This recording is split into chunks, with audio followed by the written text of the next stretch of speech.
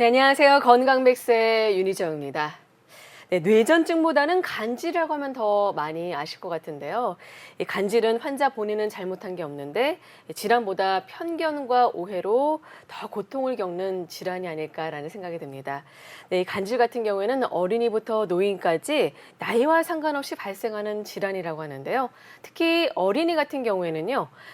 뇌전증 진단과 치료가 더 빨리 이루어져야 한다고 합니다. 그래서 오늘 이 시간에는요, 소아 뇌전증과 뇌전증 치료제 중 하나인 의료용 대마에 대해서 자세히 알아보겠습니다.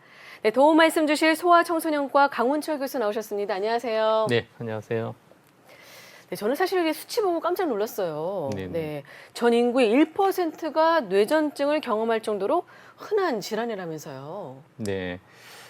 뇌전증이 여러 가지 편견들 때문에 네. 자녀가 뇌전증을 있다는 걸 주위에 알리지 않아서 그렇지, 우리나라 인구가 한 5천만 인구라고 한다면 그중에 50만 명이라는 환자가 있는 아주 흔한 질환이라고 할 수 있습니다. 네.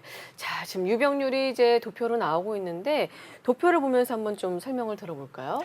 도표를 보시면 이제 그 가로축이 나이고요. 그다음에 네. 세로축이 얼마나 흔한지를 나타내는 수치인데, 주로 보시면 이렇게 그 항아리 모양으로 네네네. 나이가 어릴 때 많이 또 발생을 하게 되고요. 아. 그다음에 이제 나이가 많은 노인분들한테 이제 발생을 하는 그런 질환인데, 사실 모든 만성 질환들이 이제 나이가 어느 정도 많이 드신 노인분들한테는 일반적으로 많이 발생을 하기 때문에 네. 그 부분을 제외한다고 하면 이 뇌전증이라는 질환은 거의 소아에서 주로 발생하는 그런 질환이라고 해도 과언이 아, 아닌 그런 질환이 그렇군요. 되겠습니다.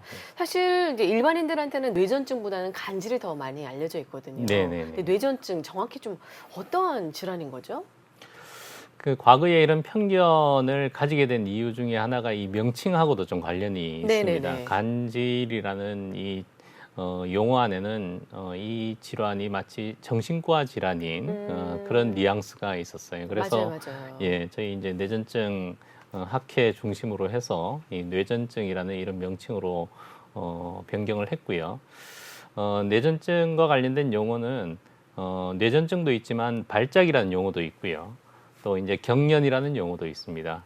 네. 그리고 이제 뇌전증이 있는데 다소의 차이가 있습니다. 다소의 네. 차이가 있고 가장 넓은 의미의 그 의미를 포함하고 있는 용어는 이제 발작이 되겠습니다. 그래서 발작은 쉽게 얘기해서 우리 뇌 신경세포가 이렇게 적당히 흥분을 해야 되는데 네네네. 너무 과흥분하는 그런 상황이라고 할 수가 있고요. 그리고 또 우리 뇌 신경세포에 신경세포가 한 1,000억 개 정도가 있습니다. 네. 그러니까 1,000억 개 중에 딱 몇 개라고 할 수는 없지만 상당히 많은 수의 신경세포가 한꺼번에 이렇게 과흥분을 해서 발생하는 모든 증상입니다. 그래서 아. 뇌신경계가 우리 몸의 어떤 가장 중요한 장기이기 때문에 증상은 사실 뭐든지 다 가능하고요. 그 중에 이제 움직이는 그런 발작을 우리가 따로 경련이라고 이렇게 얘기를 하고, 그런 발작이 특별한 당장의 이유 없이도 계속 반복할 때 우리가 네네네. 뇌전증이라고 이렇게 얘기를 합니다. 아, 그렇군요. 그러니까 어떤 증상들도 좀 동반되는 또 증상들이 또 이외에도 있는 것으로 알고 있는데 어떻습니까? 예, 말씀드린 것처럼 뇌에서 일어나는 현상이기 때문에 네네네. 우리 그 일반 분들이 알고 계시는 몸이 뻣뻣하고 뭐 이런 침을 흘리고 하는 여러 가지 이런 증상뿐만 아니고 네. 모든 증상이 다 가능해요, 사실은. 아, 그래서 그래요? 심지어는 그냥 웃기만 하는 발작도 있고요. 아, 그래요? 예, 네. 복통이나 두통만 호소하는 그런 발작도 사람마다 있습니다. 좀 개인차가 있군요. 예, 아주 다양합니다. 네. 자, 이처럼 뇌전증에 대해서 알아보고 있습니다. 방송 보시면서 공관장 있으신 분들은요. 02-3416-1920, 02-3416-1920으로 전화주셔서 고민을 해결해 보시기 바라겠습니다.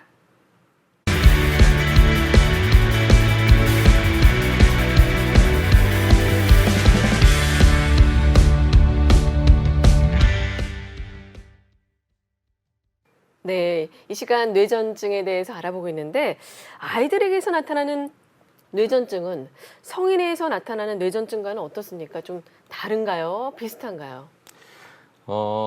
뭐 대부분의 또 질환들이 그렇듯이 네. 아주 많이 다른 특징을 가지고 있습니다. 아, 달라요? 네, 네. 많은 특징을 가지고 있는데 그 중에 가장 이제 중요한 부분은 아이들의 소아 뇌전증에 있어서 가장 우리가 그 치료를 하는 데 있어서 주안점을 두는 부분은 사실 발작이 아닙니다. 발작 조절이 중요하지만 네. 발작 조절보다도 더 중요한 건 아이들 발달의 유지입니다. 아. 그래서 특히나 그 중에서도 인지 발달, 네. 아이들이 나중에 성장해서 성인이 된 이후에 정상적인 지능을 가지고 살아갈 수 있게끔 도와준다는 그런 개념이 가장 성인과는 다른 차이점이라고 할 수 있습니다. 그렇기 때문에 어떻게 보면 뇌 발달에도 크게 영향을 줘서 소아 뇌전증이 더 중요하지 않을까라는 생각이 드는데요. 네, 그렇습니다. 네. 그런데 이제 아이들 같은 경우에는 어떤 증상이 있을 때 좀 뇌전증을 좀 의심을 해봐야 될까요? 네.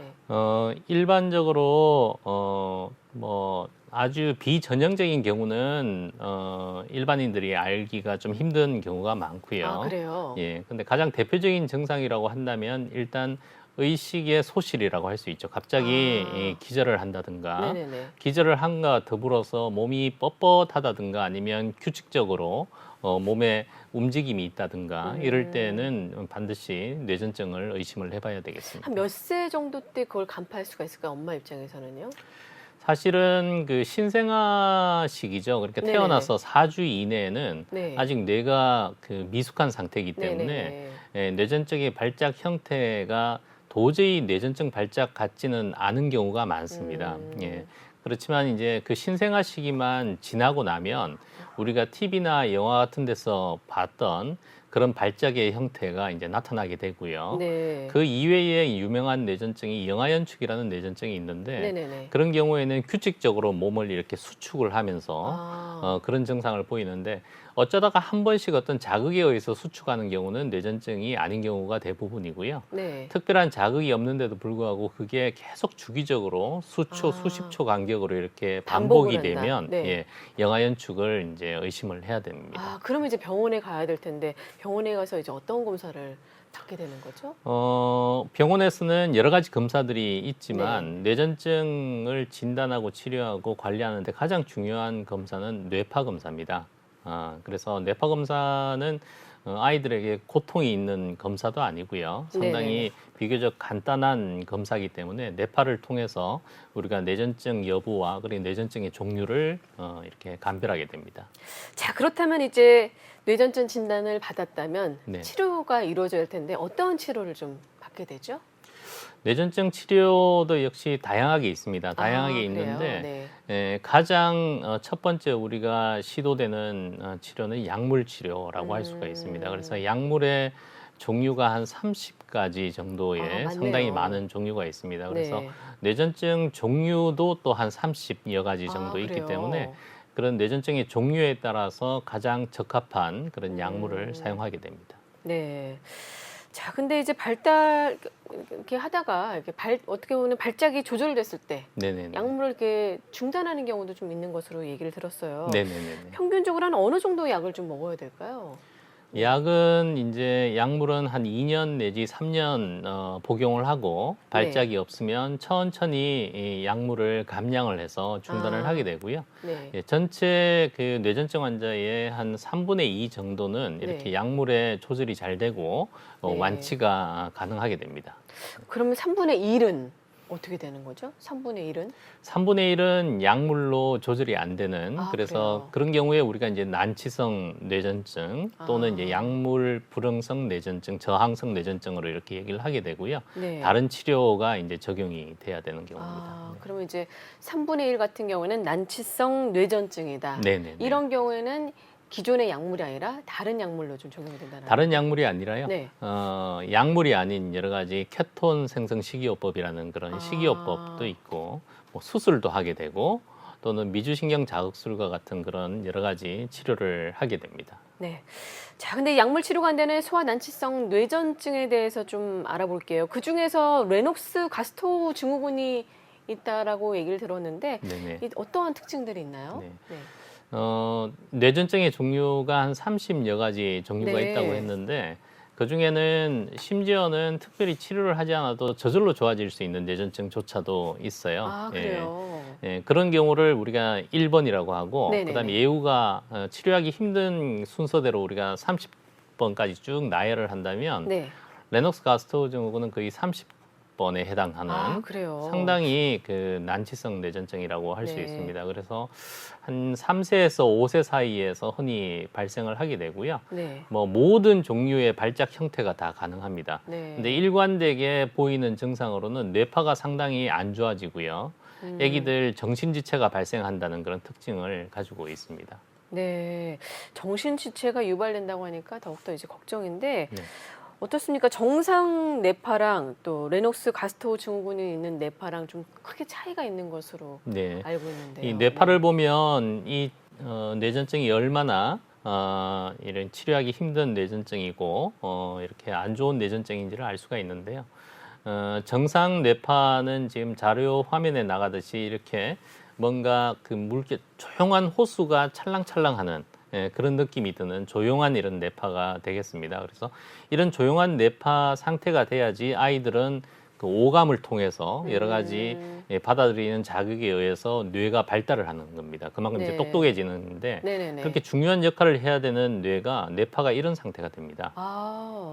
이런 상태가 되면 네. 그런 오감을 통해서 받아들인 여러 가지 정보를 기억하고 활용하는 데 있어서 계속 방해를 받게 되는 거예요. 네. 그래서 이걸로 인해서 아기들은 심각한 정신지체가 발생하게 됩니다. 정신지체라는 합병증이 남을 수 있기 때문에 좀 네네. 유념해야 할 그런 질환인 것 같은데, 근데 이름은 뭐 이제 발견한 사람의 이름을 따서 이제 네네, 레녹스 가스토. 유명한 의사 이름. 아, 그렇군요. 되겠습니다. 다음번에 알아볼 증후군은 드라베 증후군입니다. 좀 이름이 어려운데요. 네네네. 어떤 특징이 있나요? 네. 드라벳 증후군은 네. 아까 말씀드렸던 레녹스 가스토에서 이제 가스토라는 분이 이제 프랑스 의사분인데 그분의 이제 제자입니다. 제자고 네. 여자 의사분인데 네. 이 드라벳 증후군은 그 레녹스 가스토 증후군 못지않게 상당히 난치성 뇌전증입니다. 거의 30에 가까운 아까처럼. 네. 아까 30%에 해당되는 그 네네네. 뇌전증인데 레녹스 가스토 증후군하고는 조금 차이가 나는 두 가지 점이 있는데 네. 한 가지 점은 뇌파가 그렇게 나쁘진 않아요. 아. 뇌파가 그렇게 나쁘지는 않고 두 번째는 열에 상당히 예민합니다. 아, 열해요. 그래서 네. 뭐 감기가 걸린다거나 뭐 이런 경우에는 당연하고 심지어는 뜨거운 물에 이렇게 목욕을 하더라도 발작이 유발되기조차 하는 열에 상당히 예민한 뇌전증이고 특히나 뭐 여러 가지 유전적인 요인에 의해서 결국은 레녹스와 같이 정신지체가 발생하는 그런 난치성 뇌전증이 되겠습니다. 네.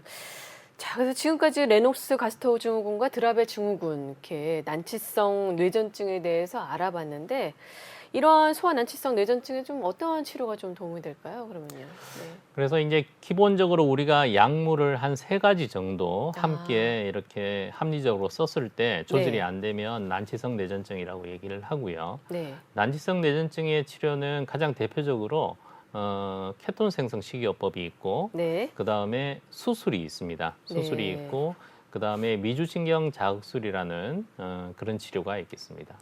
자, 우선 그러면 식이요법부터 좀 알아볼까요? 케톤 생성 식이요법. 뭐죠?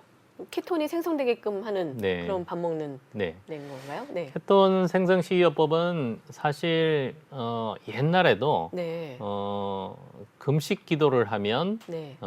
뇌전증 발작을 안 하거나 아니면 덜 한다는 걸 알고 있었어요. 아, 그래요.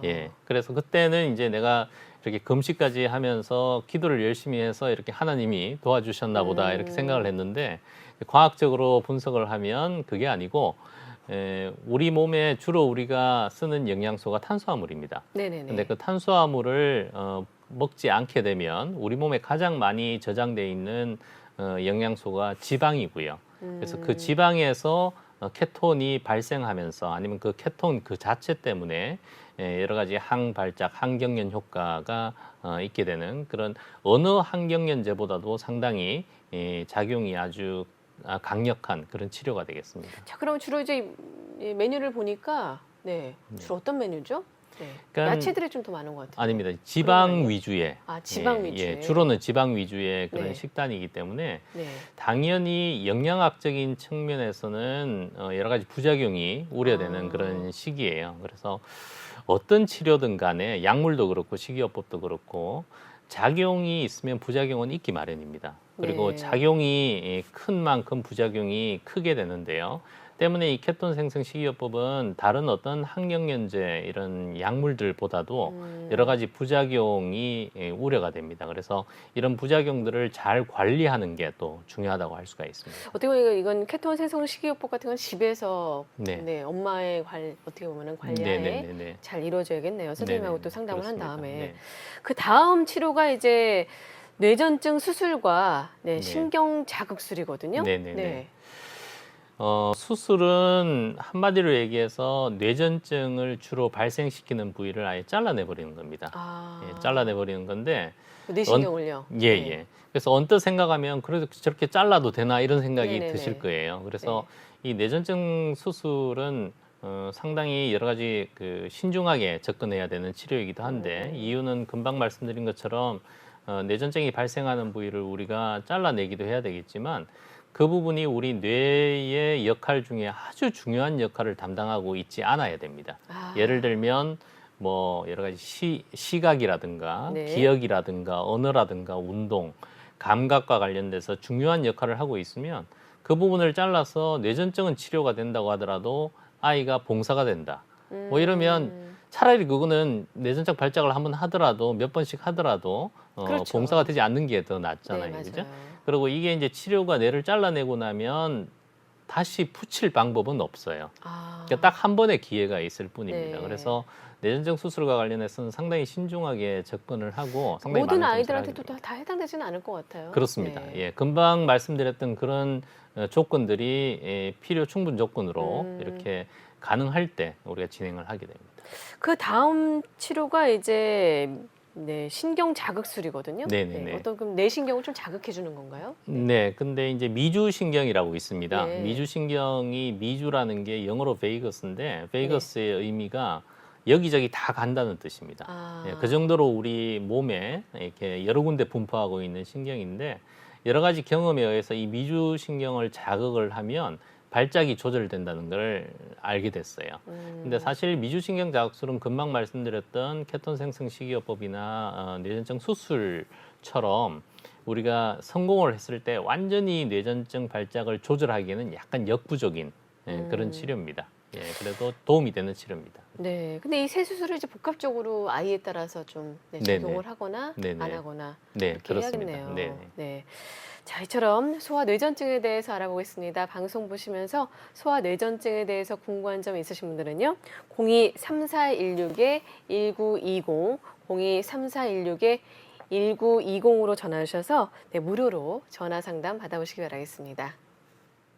네, 지금 많은 분들께서 상담 전화를 주고 계셔서 전화 주신 시청자와 바로 만나보도록 하겠습니다. 여보세요? 네, 여보세요? 네, 안녕하세요. 네. 네, 안녕하세요. 네, 지금 현재 우리 아이가 지금 몇 살인가요? 저희 아이는 6살입니다. 6살이고요. 네, 네. 어떤 점이 지금 궁금하신 거죠? 네, 저희 아이도 유전자 변이를 가지고 있는데요. 네네네. 저희 아이는 이동성 발작을 하고 있어요. 네. 그래서 사실 수술이 조금 힘든 상태인데 저희 같은 아이도 수술을 할 수 있는 건지 네. 이렇게 조금 나아질 수 있는 방법이 있는 건지 좀 궁금해서. 그러시군요. 네네네. 마음이 좀 상당히 답답하실 것 같은데 네. 어떻습니까? 이제 지금 이분 같은 경우에는 수술이 가능할까요? 또 그 외에 또 다른 방법은 또 없을까? 네, 네. 궁금하시거든요. 네. 사실 이게 요즘에 이제 유전자 검사의 여러 가지 테크놀로지가 발전하면서 유전자 돌연변이를 찾은 그런 환자일 것 같은데요. 네네네.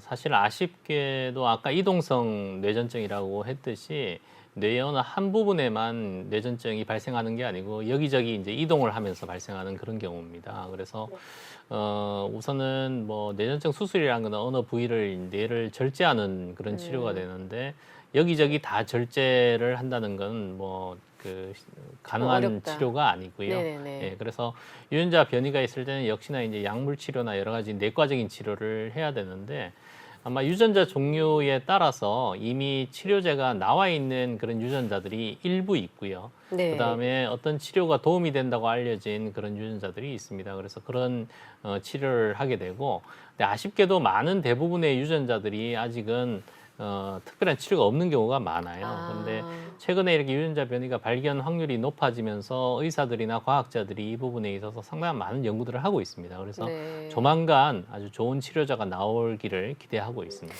현재 이분 같은 경우에는 좀 이제 더 조만간 좋은 네네네. 치료제가 나오길 좀 기다려야 되는 네네, 상황이겠네요. 그렇습니다. 네. 네. 네, 전화 주셔서 감사합니다. 전화상으로 정확한 진단에 한계가 있지만요. 지금 말씀하신 것처럼 네, 조만간 네네. 좋은 치료제가 나올 또 예정이라고 하니까요. 네, 네네. 네. 어떻게 보면 이제 좀 희망을 갖고 기다려 보시기 네. 바라겠습니다. 네, 감사합니다. 감사합니다. 네. 네.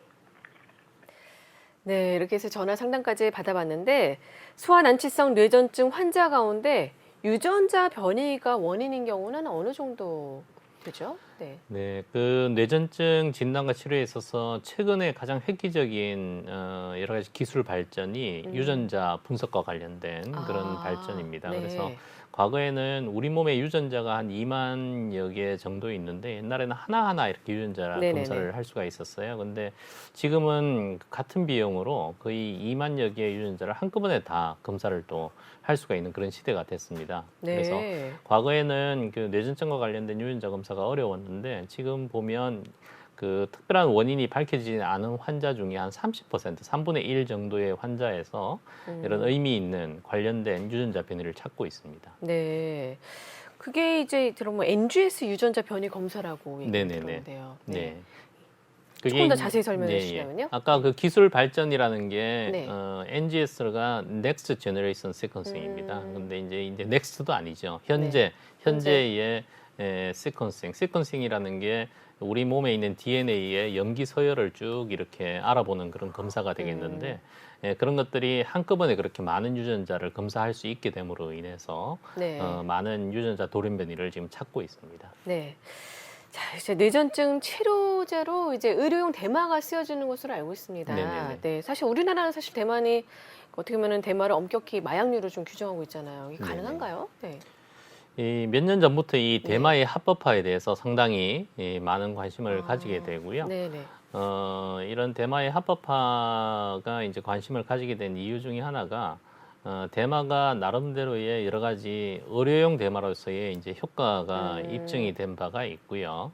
그 다음에 특히나 이 선진국들을 중심으로 해서 심지어는 우리가 오락용 대마라 그러죠. 마리아나라든가 이런 것까지도 합법화되는 나라들이 이제 있고, 그리고 미국도 많은 주들이 그걸 합법화하고 있습니다. 그래서 네. 근데 의료용 대마까지 합법화하는 경우는 아주 특별한 경우이고요. 네. 대신에 이제 의료용으로 쓰는 그런 대마가 여러 나라에서 합법화가 됨으로 인해서 우리나라에서도 상당한 많은 관심을 가지게 된 그런 주제라고 할 수 있습니다. 그럼 대표적으로 대마 성분 의약품은 어떤 것들이 있나요? 그래서 우리나라는 아직은 의료용 대마가 작년부터 몇 개 제품에 있어서 허가가 됐지만 일부 아직은 몇개 제품만, 네. 그래서 하지만 우리나라는 의료용 대마조차도 그렇게 광범위하게 합법화된 나라는 아닙니다. 그래서 딱 4개 제품이죠. 그래서 마리놀이라든지 세사메트, 그다음에 사티백스, 에피디올릭스 요 4가지 제품에 한해서만 그것도 이제 특정한 그런 그 적응증에 관해서만 우리가 합법화가 된 거고요. 그중에 이제 뇌전증은 에피디올릭스가 이 제품 하나만 지금 합법화가 된 거라고 생각하시면 됩니다. 아, 그렇군요. 어때요? 이 의료용 대마 성분 의약품 같은 경우는 좀 효과가 있나요? 네. 효과가 이제 아마 계속 말씀을 드리게 될 텐데 네. 효과가 있습니다. 효과가 있는데 보통 처음에 우리 그 환자분들이 기대했던 만큼의 그런 효과는 아닌 것 같아요. 네. 그래서 한마디로 말씀드리면 기존에 한 30개 정도 종류의 약물이 있다고 그랬는데 네네네. 그 약물들만큼의 효과는 있는 것 같습니다. 아, 자, 그렇기 때문에 어떤 분들 같은 경우는 대마 의약품이 마치 만병통치약 아니냐 이렇게 네. 생각하는 분들도 있다라고 지금 얘기를 들었어요. 네네. 네. 사실 그 대마가 뭐 여러 가지 질환에 이렇게 민간요법처럼 많이 쓰이게 되긴 했었어요. 아, 그래서 그래요. 많은 관심을 또 이제 가지게 됨으로 인해서 최근에 의사들이 많은 연구들을 했습니다. 그래서 네네네. 다소 이제 높은 증거를 가지고 있는 적응증에 대해서는 뭐 신경병적인 어떤 통증이라든지 아니면 뇌전증, 그다음에 암 환자들의 그 암 치료하다 보면 구역 구토가 발생하는데 네. 거기에 대해서 그다음에 식욕 저하 뭐 이런 데서는 다소 높은 증거의 수준을 가지고 있고요. 그 외에 효과가 주장되긴 하는데 아직 효과가 그 증거가 부족한 그 여러 가지 질환들이 뚜렷하지 않은, 있습니다. 네. 예, 뭐 파킨슨병이라든지 네. 뭐 헌팅턴병이라든지 뭐 뚜레 증후군이라든지 사실 이렇게 치료가 상당히 어려운 여러 가지 질환에 대해서 대마의 사용에 대해서 가능성이 점쳐지고 있지만 아직은 증거가 부족한 그런 상황입니다. 네. 그러니까 난치성 뇌전증 치료제로는 대마 성분 가운데서도 뭐 칸나비노이드 성분이 네, 네네네. 도움이 되는 것으로 알고 있는데 네네네. 맞나요? 네. 그래서 모든 이제 약물이 처음에는 어떤 우리 여러 식물이라든지 이런 네. 생약 성분에서 이제 나오게 되죠. 그래서 이 대마도 바로 그런 어떤 생약 성분을 우리가 추출할 수 있는 그런 식물이고요. 네. 이 칸나비스가 영어로 이제 대마가 이제 칸나비스인데 네. 칸나비스에는 상당히 많은 성분들이 있습니다. 많은 성분들이 있지만 그 중에서도 가장 중요한 성분이 칸나비디올, 우리가 약자로 CBD라고 얘기를 합니다. 그래서 네. CBD 성분이 있고 그 다음에 CBD와 더불어서 테트라하이드로 CBD라고 있습니다. 약자로 우리가 THC라고 이렇게 얘기를 하게 되고요. 네. 우리가 이제 뇌전증을 위해서 치료를 하는 에피디올릭스는 CBD로 구성된 그런 약물입니다. 네네네. 그리고 우리가 이제 대마와 관련해서 환각 작용이 있고 여러 가지 부작용이 있는 그 성분은 CBD 성분이 아니고요. 네. TH 성분입니다. 아, THC요. 예, 예. 그래서 우리가 이제 CBD 성분으로만 대부분 구성되어 있는 에피디올릭스는 안전하게, 비교적 안전하게 사용을 할 수가 있게 되는 겁니다. 네. 자, 그렇다면 이 두 성분이 이제 도움이 되는 것으로 알고 있는데 네네네. 어느 정도 효과가 있어요? 네. CBD 우선은 이제 뇌전증과 관련해서는 THC는 지금 허가가 안 된 상태고요. 네. CBD 성분만 이제 허가가 된 상태인데 음, 이 CBD 성분을 써서 우리가 이제 의사들이 여러 가지 아주 객관적인 그런 연구들을 했습니다. 그래서 한 4개 정도의 연구들이 있고요. 네. 이 4개의 연구를 이제 합쳐 보면 우선은 전체 환자가 100명이라고 그러면 난치성 뇌전증이죠. 100명이면 그 중에서 CBD를 사용했을 때 한 5명 정도에서 10명 사이의 환자가 뇌전증 발작이 완전히 조절이 됩니다. 조절이 되고 그 다음에 이제 전체 100명 중에 한 3, 40명 정도의 환자가 뇌전증 발작이 한 50% 정도, 반 정도 이렇게 조절이 되는 그런 효과가 있다고 할 수가 있습니다. 네. 근데 신기한 게 이 의료용 대마가 네. 뭐 고대 시절부터 옛날부터 썼다면서요. 네네네. 네. 근데 사실 뭐 지금 사용하고 있는 대부분의 약물들이 네. 이 20세기 와서 이제 개발이 됐고요. 네. 그 전에는 뭐 지금 민간요법하고 크게 다르지 않은 여러 가지 네. 이제 그 생약 성분들이 이제 많이 사용이 됐는데 당연히 그 인간의 문명이 발전했던 그런 지역을 중심으로 해서 이 대마가 뇌전증뿐만 아니고 여러 가지 질환에 시도가 되었습니다. 어떻게 보면 이집트부터 뭐 네네. 인도까지 다양한 나라에서 이렇게 또 네네. 고대서부터 네, 어떻게 보면 썼었는데 오래전부터 이렇게 쓴 것을 확인할 수가 있는데 사실 최근 뇌전증 치료제로 의료용 대마가 많이 주목받고 있습니다. 네네. 어떤 뭐 특별한 어떤 계기가 있었나요? 네. 사실 그 20세기면 1900년대죠. 네네네. 1900년대까지만 하더라도 이 대마와 관련해서는 의료용 대마까지 포함해서 상당히 이 부정적인 시각이 많았어요. 그래서 옛날에 국제연합, 요즘 같으면 이제 유엔이죠. 네네네. 유엔에서는 전 세계에 이 대마를 금지하는 그런 아. 걸 선언하기도 하고 이랬는데 1900년대 이후부터 여러 가지 객관적인 효과가 어느 정도 입증이 되고 해서 많은 주목을 받게 됐는데 사실 의사들의 여러 가지 객관적인 연구보다는 하나의 에피소드가 있었습니다. 그래서 네네. 이게 언론에 이렇게 드라마적인 그런 네네. 이제 이야기가 에피소드가 이제 발표되면서 많은 관심을 가지게 됐습니다. 네. 자, 어떤 식으로 내용이 소개됐길래 그랬죠? 네. 그래서 한 2013년인데요. 네네네. 2013년에 얼마 안 샬롯 됐네요. 픽이라는 이런 환자가 있었는데 이제 불과 7년 전이죠. 네. 이 환자가 이제 아까 말씀드렸던 그 드라벳 증후군으로 네네네. 하루에도 뭐 수십 번씩 이렇게 발작을 하고 했던 환자고 뭐 여러 가지 약물 금방 말씀드렸던 여러 가지 치료에도 이제 도움을 못 받았던 환자예요. 근데 이 환자에게서 이제 의료용 대마를 써서 거의 발작이 발생하지 않은 그런 효과가 있었고 그 스토리를 CNN에서 이렇게 네네네. 이제 방송을 한 거죠. 방송을 하면서 일반 대중에게도 상당한 많은 관심을 가지게 됐습니다. 이런 스토리는 사실 국내도 마찬가지입니다. 네네, 그래요. 국내도 과거에 어떤 분이 합법화되기 전에 우리 네네네. 의료용 대마를 가지고 와서 아기한테 적용을 했다가 발각이 된 거죠. 발각이 돼서 아마 그 구속까지 되는 그런 스토리가 네. 그때 방영이 된 적이 있습니다. 그럼으로 인해서 대중들에게는 상당히 관심을 끈 그런 스토리가 있습니다. 부모 입장에서는 또 한편으로는 좀 이해가 돼요. 네네네. 네, 불법이긴 하지만 우리 아이를 위해서 고칠 수 있다면 네. 그런 마음이 이해가 되는데 사실 기존 치료제가 부작용이 많아가지고 이제 소아뇌전증 어린이 환자일수록 좀 고생을 많이 하는 것으로 좀 들었습니다. 네네. 뭐 소아뇌전증 환자들에게 대마 처방이 어떻게 좀 많이 더 필요할까요? 네. 대만 효과적이라면 의료용 아무래도, 대마 네. 에피듀얼렉스는 작년 2018년 3월에 국내에 이제 전격적으로 허가가 됐습니다. 허가가 됐고 네. 지금 벌써 한 200명 이상의 환자들에게서 저희들이 투약을 했고요. 네. 투약을 했고 효과는 기존의 그 여러 연구 결과와 비슷합니다. 그래서 전체 환자의 한 10% 정도가 큰 도움을 받고 있고요. 아, 그래요? 예, 한 30-40% 환자는 뭐 그럭저럭 괜찮은 그런 효과를 보고 있기 때문에 지금은 뭐 이게 부작용이 사실 그렇게 크지 않습니다. 에피듀얼릭스에 네. 한해서는. 네. 그래서 여러 가지 치료에도 난치성인 그런 레녹스 가스토 증후군이나 드라벳 증후군 이 두 가지 종류의 뇌전증에서는 뭐 적극적으로 사용해 볼 만한 그런 치료라고 생각을 합니다. 어떻습니까? 좀 빨리 발견돼서 빨리 치료하면 좀 더 도움이 되나요? 무슨 병이든지 빨리 치료를 하면 더 도움이 되죠. 도움이 초기에. 되는데 네네네. 예. 네. 사실 레녹스 가스토하고 드라벳 증후군은 빨리 진단을 못 할 수가 없고요. 워낙이 심해서. 그래서 근데 그럼에도 불구하고 기존에 좋은 치료들이 있습니다. 그런 네. 치료들부터 먼저 적용을 하고 그게 조절이 안 될 때 우리가 의료용 대마를 적용할 수 있겠죠. 예. 네.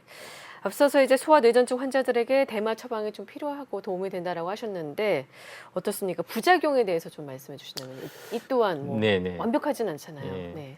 그 말씀드린 것처럼 어떤 약물이나 뭐 이런 여러 가지 치료에서도 작용이 있으면 반드시 있을 수 있는 부작용이 있습니다. 예, 있을 수 있고 당연히 그 비교적 안전한 의료용 대마라고 할 수 있는 칸나비디올, CBD도 여러 가지 부작용이 있는데요. 네. 뭐 졸림이라든지 기분 변화, 어지러움이라든지 아니면 두통 이런 부작용이 있지만 아주 심각한 부작용은 없고요. 그런대로 이런 치료를 유지하는 데 있어서는 무리가 없다고 할 수 있습니다. 네. 네. 근데 이제 다만 이거는 CBD와 관련된 내용이고요. 네네네.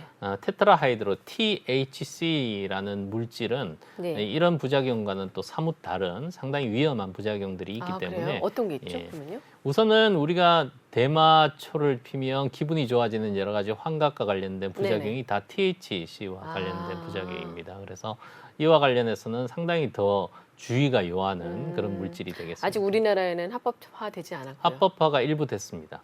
일부 됐어요. 예, 네. 에피듀얼릭스 이외에 여러 가지 특히나 사티백스 같은 이런 제품들은 THC 성분이 상당히 많이 들어가 있습니다. 그래서 이 THC 성분을 그러니까 용량이라든지 여러 가지 사용하는 방법이라든지 이런 것들이 더 주의가 필요한 그런 물질이 되겠습니다. 네.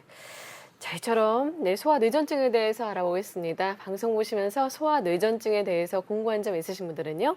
02-3416-1920, 02-3416-1920으로 전화하셔서 무료로 상담 받아보시기 바라겠습니다. 네, 지금 많은 분들께서 상담 전화를 주고 계셔서 전화 주신 시청자와 바로 만나보도록 하겠습니다. 여보세요? 네, 여보세요? 네, 안녕하세요. 반갑습니다. 네, 우리 안녕하세요. 아이가 지금 몇 살이죠? 네. 네, 지금 만 5살이고요. 아, 네. 뇌전증을 앓고 있는 건가요? 네. 네, 뭐 네. 뇌피질 이형성증이라 그래가지고 네. 희귀난치병으로 이제 알려져 있는 병인데 아, 그거는 머릿속에서 이제 뇌피질이 그러니까 머릿속에서 뇌가 엄마 뱃속에서부터 기형으로 이제 생겨가지고 네. 그 어떤 되게 작은 부분 때문에 경기를 계속 하게 되는 그런 병이거든요. 그렇군요.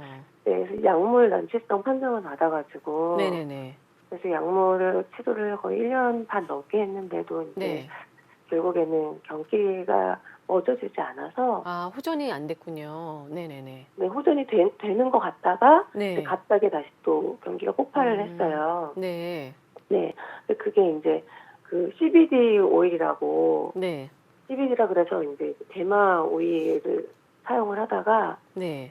그 CBD가 사실은 대마로 만드는 거잖아요. 네. 근데 이제 그게 우리나라에서는 어쨌든 되게 많은 이슈가 있는 부분이다 보니, 네, 이슈가 있는 부분이다 보니 사용을 이렇게 하다 보니까 아무래도 뭐 날씨나 뭐 그런 거에 따라서 이제 공급하는 회사가 어떤 대마를 쓰는지가 또 그 배치가 달라진다고 하더라고요. 아, 네. 네. 그리고 결국에는 그 배치가 결국에는 이렇게 안 맞게 됐어요. 갑자기 네. 기후에 바뀌면서. 네. 그러면서 막 경기를 폭발하게 하면서 병원에 입원을 해서 지금 수술을 받았고, 네. 수술을 받아서 지금은 경기가 완전 멎은 상태이기는 합니다. 네. 경기가 멎어서 이제 재활치료도 뭐 이제 좀 하다가 거의 다 끝나서 굉장히 많이 좋아진 상태고요. 네. 네, 그렇기는 한데 이제 이게 이 재활 가능성, 그러니까 이 재발 가능성이 네.